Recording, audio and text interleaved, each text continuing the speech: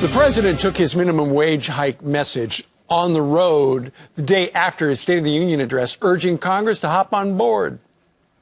While Congress decides whether it's going to raise the minimum wage or not, people outside of Washington are not waiting for Congress, and I'm not either.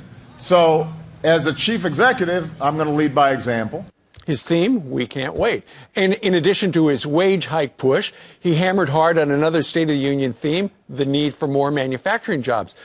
But these aren't new pledges. Haven't we heard the same rhetoric before? Peter Johnson Jr. has good memory, joins us live. Hey, good morning. Yeah, we have a good memory, and we've got a great staff here. And we looked at the numbers really hard in terms of what the president was saying, and performance has not matched promise in the past. In fact, the fellow that heads up the Association of Manufacturers in this country said, you know, this is the third consecutive State of the Union in which there's been a lot of talk about manufacturing. That's welcome. But that the progress, as he said, despite the rosy picture painted by the president, has been painfully slow. And in some cases, such as the trade deficit with China, we've seen backsliding. Sure. And so let's look at a couple of the president's goals and how he's achieved them. With regard to manufacturing jobs, the goal that he said back in September 2012 was to achieve 1 million new manufacturing jobs by 2016. That would be great. Since pledging that goal in 2012, how many jobs created?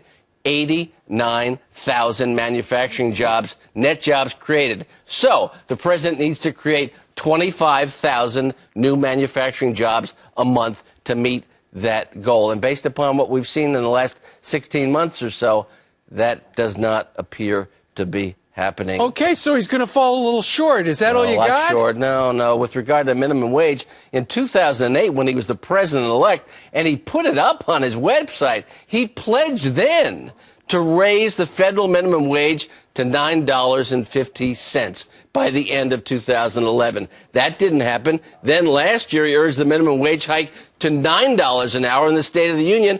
And now, 2 days ago, he said he'll unilaterally increase minimum wage for federal contract employees, maybe 200,000 to 300,000 contract employees, to $10.10 an hour, in an effort to jumpstart that in terms of the Congress and in terms of private employers in this country. So both in manufacturing and on the minimum wage, the promises have not met the performance in the past. And so he's talked about, well, we'll create some manufacturing hubs or institutes, and there's some amorphous, kind of unclear ideas. We're going to do it in North Carolina. We're going to do it in Ohio. Right.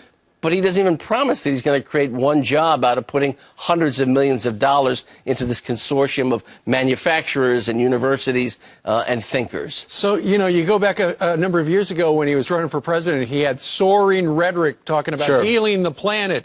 And now he's reduced to fudging the numbers?